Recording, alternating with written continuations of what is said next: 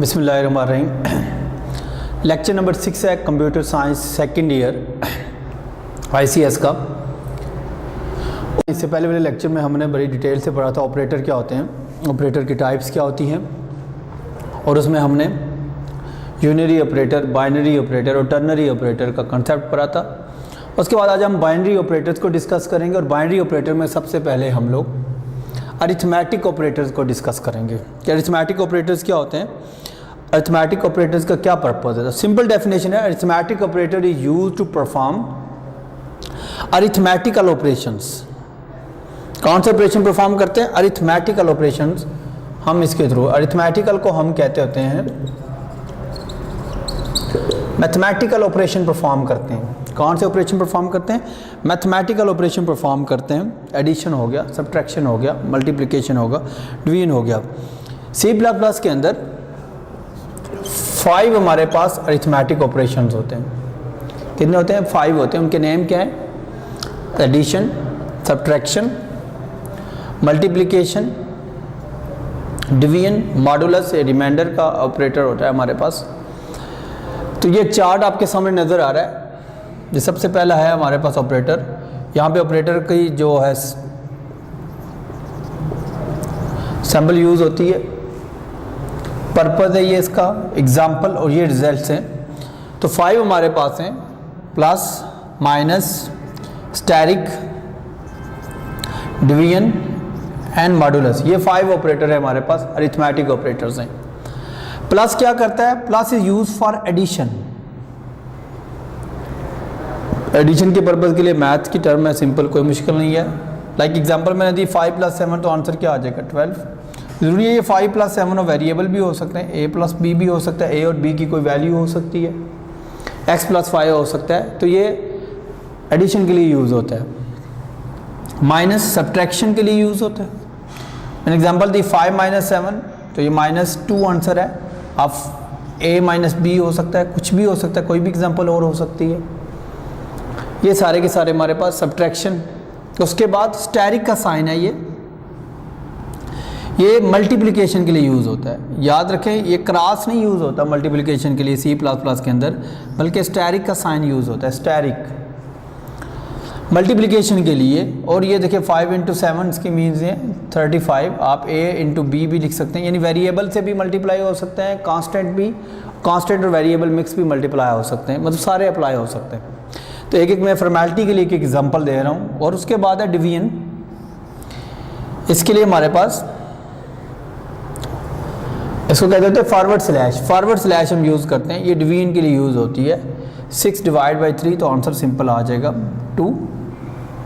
Normal division की बात हो रही है।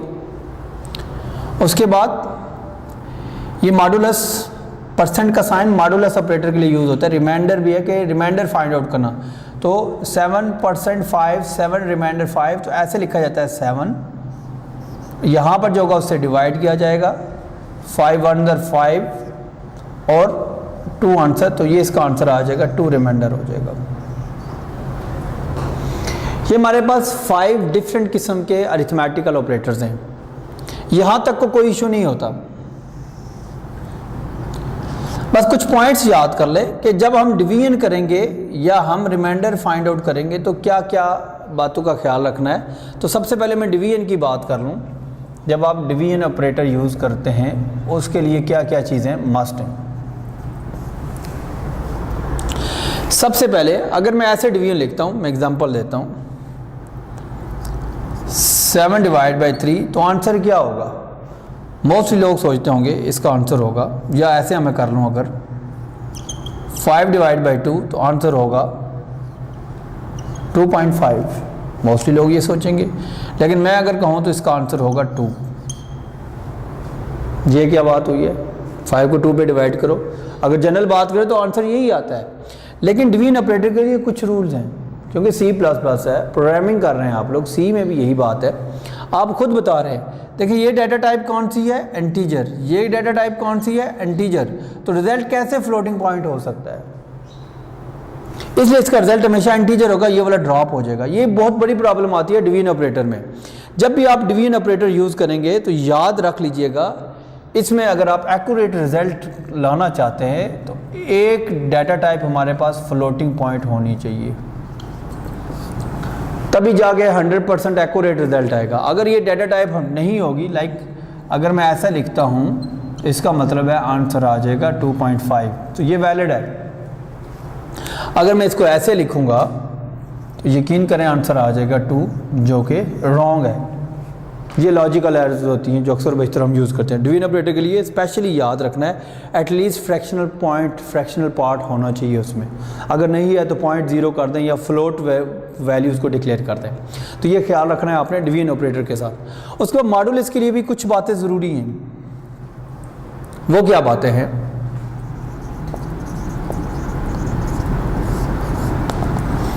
पहली बात है, हमेशा ये जो मॉडुलस ऑपरेटर है सिर्फ इंटीजर वैल्यू पे अप्लाई होगा।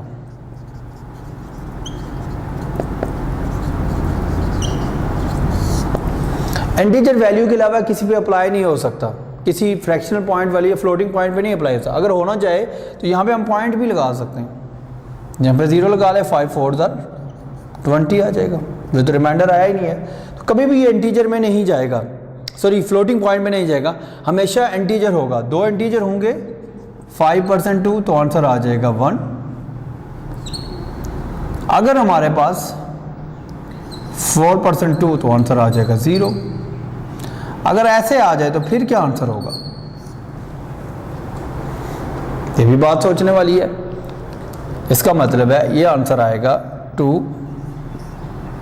4 4 0 0 2 रिमाइंडर, सिंपल। तो ऐसे का आंसर होता है 2 रिमाइंडर। इसका मतलब है कि ये जो होगा, अगर ये इससे स्मॉलर है तो ये खुद रिमाइंडर होता है।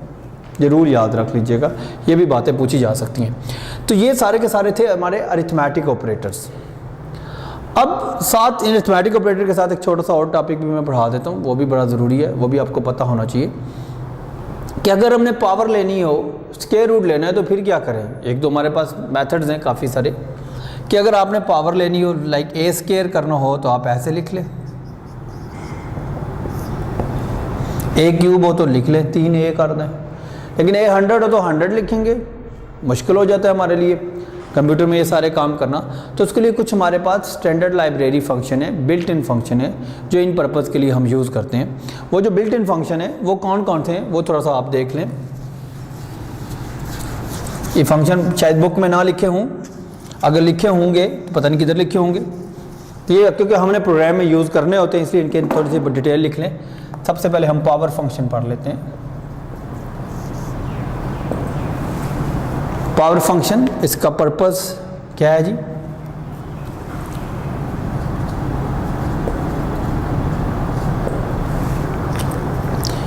It is used to calculate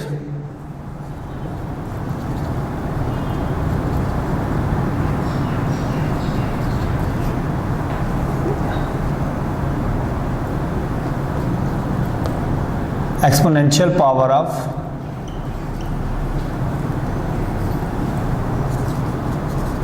given value।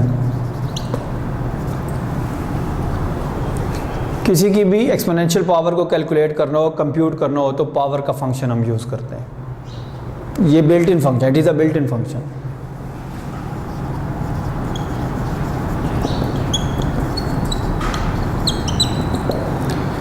ज़ाहिर बात है इसके लिए हेडर फाइल भी कोई यूज़ होगी अगर बिल्ट इन फंक्शन है। इट इज़ डिक्लेयर्ड इन, ये किस में डिक्लेयर हुआ होता है? math.h header file. It is declared in math.h, यानी कि जब भी आप इसको अपने प्रोग्राम में यूज़ करेंगे तो ये वाली हेडर फाइल math.h आपको पहले इंक्लूड करनी ज़रूरी होगी। सिंटैक्स कैसे यूज़ करेंगे, सिंटैक्स देख लें इसका।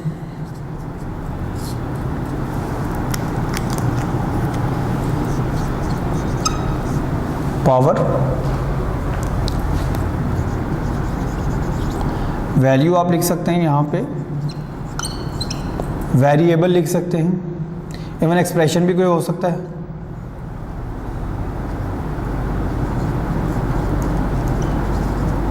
ई पावर, जो भी आप लिखना चाहते हैं वो यहाँ पे आप मेंशन कर सकते हैं। एग्जांपल दें,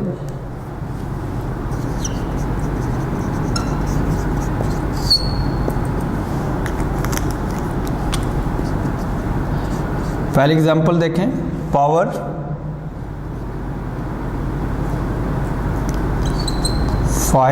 5 वैल्यू आ गई और इसकी पावर 3, तो ये 5 पावर 3, इसके मीनिंग ये हैं 5 रेज़ टू पावर 3। इसको कैलकुलेट करके आपको आंसर करेगा ये। उसके बाद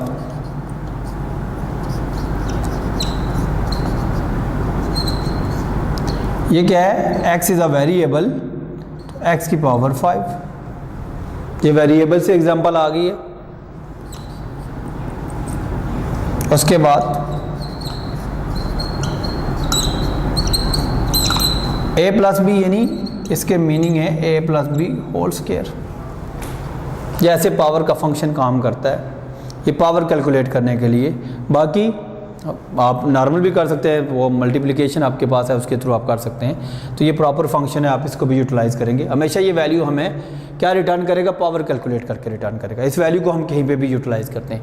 ये पावर का फंक्शन है, ये आपको समझ आ गया होगा, ये भी हमने अपने प्रोग्राम में यूज़ करना है। इसके बाद दूसरा, स्क्वायर रूट कैसे निकालें। एक तो देसी तरीका है कि किसी चीज़ की भी पावर ले लें, x की पावर ले लें 0.5, इसका मतलब है ये मीनिंग आ गए, इसका मतलब है ये आ गए। एक तो ये देसी तरीका है, ये वैलिड नहीं है, लेकिन आप यूज़ कर सकते हैं। अब प्रॉपर इसके लिए फंक्शन है, वो फंक्शन हम पढ़ लेते हैं ताकि बातें बेहतर हो जाए हमारे लिए।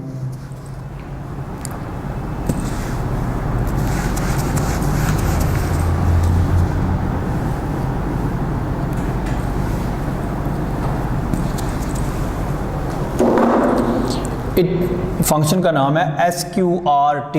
क्या फंक्शन का नाम है, SQRT, स्क्वायर रूट। इसका पर्पस क्या है, इट यूज टू कंप्यूट और calculate the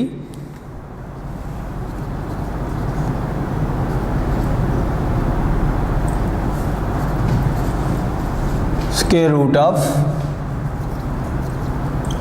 given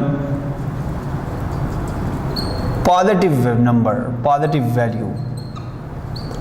positive value का ये स्क्वायर रूट कैलकुलेट करता है, कंप्यूट करता है। इसके अलावा ये किसी और वैल्यू का स्क्वायर रूट कैलकुलेट या कंप्यूट नहीं करता। ये भी बिल्ट इन फंक्शन होता है। नेगेटिव का वहाँ पे कैलकुलेट नहीं होता, आपको पता है नेगेटिव होता ही नहीं। आयोटा स्क्वायर का कंसेप्ट आपने सुना होगा मैथ के अंदर। ये भी बिल्ट इन फंक्शन है और ये भी किस में डिक्लेयर होता है, it is declare in math.h header file. यानी जब भी आप इसको यूज़ करेंगे तो आपके पास जो हेडर फाइल होनी चाहिए वो math.h होनी चाहिए। बात समझ आ गई। उसके बाद कैसे इसको यूज़ करेंगे, इसका सिंटैक्स देखें। स्क्वायर रूट वैल्यू लिखें, इवन वेरिएबल भी लिख सकते हैं और कोई यहाँ पे एक्सप्रेशन भी लिख सकते हैं। स्क्वायर रूट वैल्यू वेरिएबल और एक्सप्रेशन कुछ भी लिख सकते हैं। स्क्वायर रूट 9 लिखा, इसका आंसर आ जाएगा। इसके मीनिंग ये हैं। उसके बाद स्क्वायर रूट x, तो इसके मीनिंग ये हैं, x का स्क्वायर रूट आ गया। Square root x plus Y, तो इसकी मीनिंग ये हैं, इसका स्क्वायर रूट हम कैलकुलेट कर लेंगे और जिधर मर्जी यूटिलाइज करें। तो ये थे सारे के सारे हमारे पास अरिथमेटिक ऑपरेटर्स, और कुछ मैंने अरिथमेटिक फंक्शन भी आपको साथ बता दिए, इनकी भी हमें ज़रूरत होती रहती है। उसके बाद साथ साथ क्योंकि ये चीज़ें पढ़ा रहे होते हैं, ये ऑपरेटर्स हैं, इनके साथ एक टॉपिक आता है छोटा सा एक्सप्रेशन का, क्योंकि वो भी बड़े ज़रूरी हैं यहाँ पे।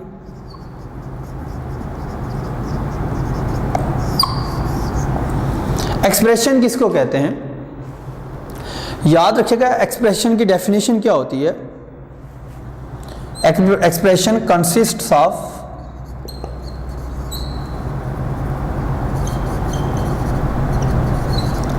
Operands and operators. ऑपरेंड और ऑपरेटर्स मिलेंगे तो हमारे पास क्या बन जाता है जी, एक्सप्रेशन बन जाता है। ऑपरेंड्स के बजाय आप कह सकते हैं वेरिएबल, कांस्टेंट्स मिलेंगे तो हमारे पास एक्सप्रेशन आ जाएंगे। लाइक देखें 5 और +7, ये 5 + 7 ये एक एक्सप्रेशन है। ए माइनस बी एक्सप्रेशन है, ए लेस देन बी एक्सप्रेशन है, ये सारे हमारे पास एक्सप्रेशन है। अब इस एक्सप्रेशन के भी आगे फर्दर काफ़ी सारी टाइप्स हैं, 3 टाइप्स के एक्सप्रेशन होते हैं हमारे पास। अगर मैं बात करूं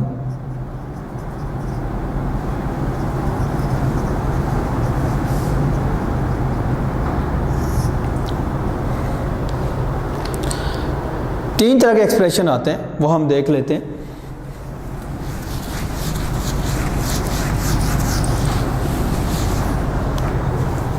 सबसे पहले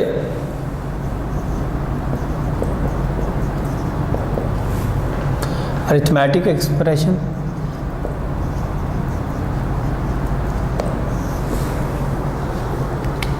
relational expression and logical expression.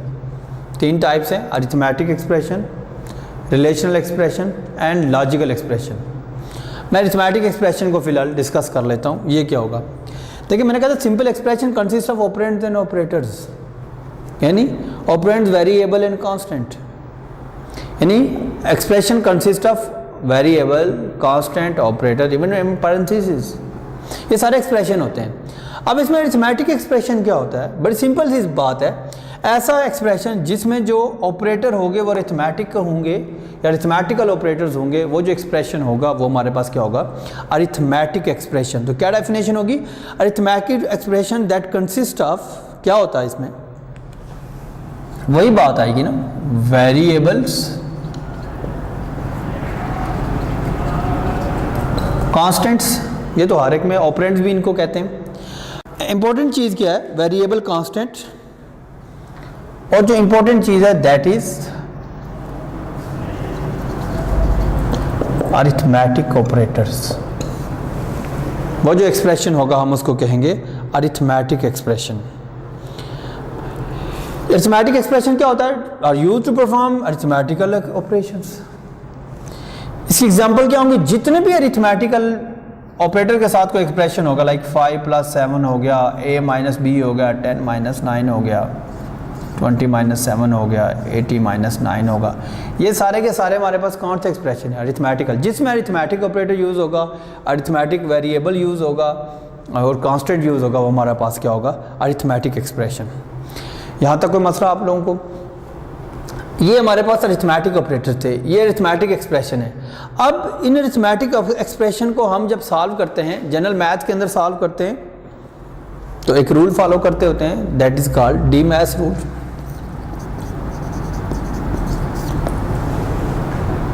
Channel बता रहा हूँ, या कुछ जगहों पर ऐसे भी लिखा होता है, कुछ जगहों पर ऐसे भी लिखा होता है, कुछ पे ऐसे भी लिखा होता है। ये सारे रूल फॉलो किए जाते हैं एक्सप्रेशन को सॉल्व करने के लिए।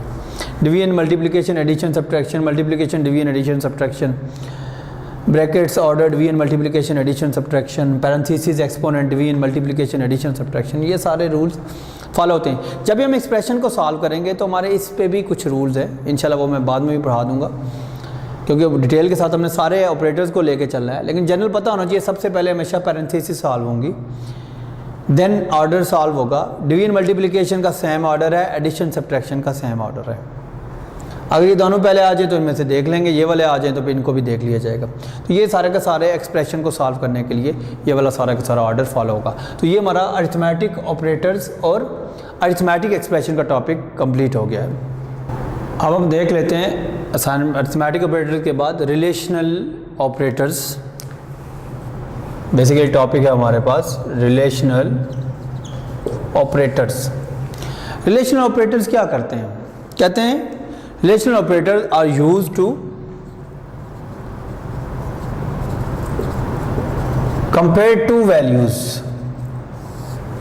Relational operators are used to compare two values and produce results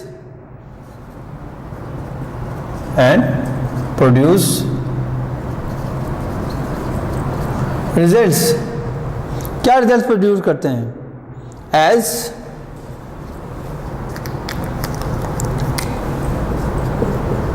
true और फॉल्स। कहते हैं relational operators are use to relate two values, compare two values and return a result that is true और false. दो चीज़ों को compare करते हैं, comparison के बाद जो रिजल्ट आता है या वो ट्रू होता है या वो फॉल्स आता है। जो ट्रू होता है अगर हम उसको प्रिंट करें हमारे कंप्यूटर में तो उसको 1 से रिप्रेजेंट करते हैं, और फॉल्स को अगर रिप्रेजेंट करना हो, प्रिंट करना हो, तो ये 0 से रिप्रेजेंट।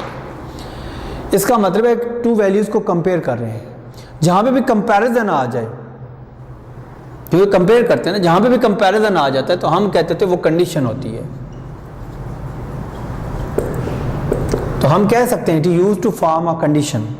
ये कोई कंडीशन फॉर्म करने के लिए यूज कर सकते हैं, या it is use to specify a condition. ये प्रोग्राम में अगर कंडीशन स्पेसिफाई करनी हो, इसका मतलब है उसके लिए हमें रिलेशनल ऑपरेटर यूज करना पड़ेगा।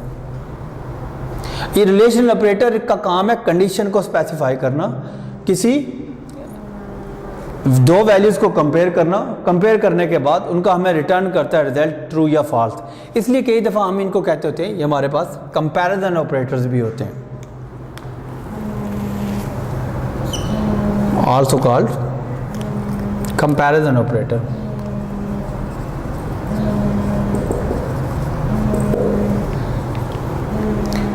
Comparison operator. तो कितने रिलेशनल ऑपरेटर्स होते हैं हमारे पास? 6 होते हैं हमारे पास। कितने रिलेशनल ऑपरेटर होते हैं हमारे पास? 6 होते हैं। क्या क्या नेम है उनके? Less than, greater than, less than, or equal to, greater than or equal to, not equal to, equal to. ये 6 है हमारे पास। पर्पस इनका क्या है? लेस देन,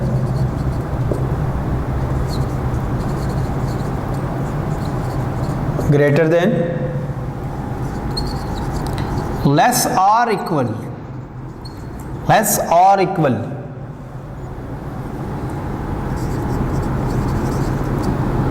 ग्रेटर और equal, not equal, equal to. ये 6 हमारे पास हैं। ये लेस देन, इसके मीनिंग क्या है? जब भी हम इसको यूज करेंगे, अगर लेफ्ट वाली वैल्यूज लेस होगी राइट से, 5 लेस देन 7, तो ये क्या होगा? ट्रू या फॉल्स। अगर ये लेस है तो क्या हो जाएगा रिजल्ट? ट्रू, यानी हम इसको 1 से रिप्रेजेंट कर देंगे। इसी तरह ये भी जो लेफ्ट वाली वैल्यूज को ही हमेशा चेक करेंगे हम राइट के साथ। 5 ग्रेटर देन 7, सिंपल सी बात है, क्या हो जाएगा जी? फॉल्स हो जाएगा। 5 लेस इक्वल 7। इसमें 2 कंडीशंस आ रही हैं।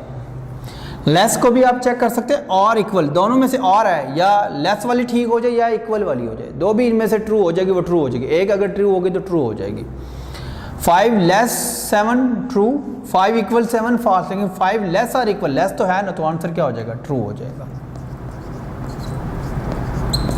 1 से रिप्रेजेंट हो जाएगा। इसी तरह 5 ग्रेटर देन इक्वल टू 7, ना ग्रेटर है ना इक्वल है, तो सिंपल सी बात है, क्या आ जाएगा? फॉल्स आ जाएगा।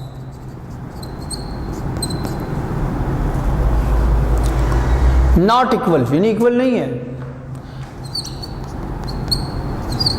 5 not equal to 5, a not equal to a, variable भी यूज हो सकते हैं। तो ये क्या है? ये तो इक्वल है, लेकिन लिखा है नॉट इक्वल, तो क्या हो जाएगा हमारे पास? ये फॉल्स हो जाएगा। इक्वल के लिए साइन यूज होता है डबल इक्वल। याद रखना, इक्वालिटी के लिए सिंगल इक्वल हमेशा यूज करेंगे तो वो असाइनमेंट ऑपरेटर हो जाएगा।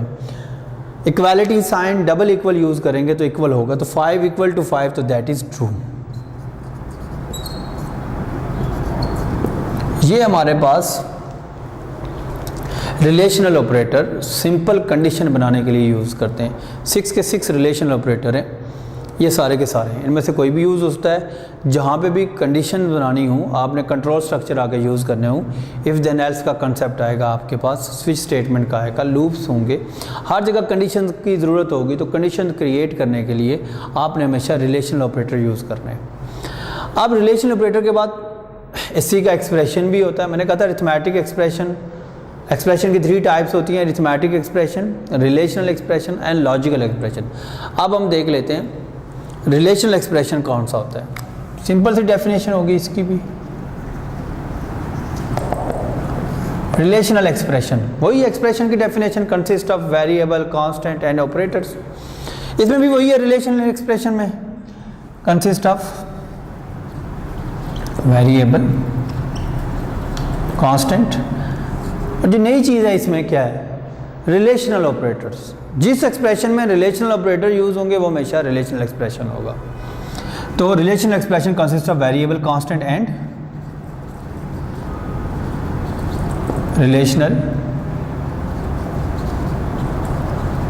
ऑपरेटर्स। एग्जाम्पल्स क्या होंगी, ये जितनी एग्जाम्पल लिखी हुई हैं ये सारे की सारी हमारी रिलेशनल एक्सप्रेशन की हैं। 5 less than 7, a greater than b, a equal to b, 9 not equal to 7, ये सारी किसी एग्जाम्पल्स हैं हमारी रिलेशनल एक्सप्रेशन की हैं। तो ये टॉपिक हमारा रिलेशनल ऑपरेटर का भी कंप्लीट हो गया।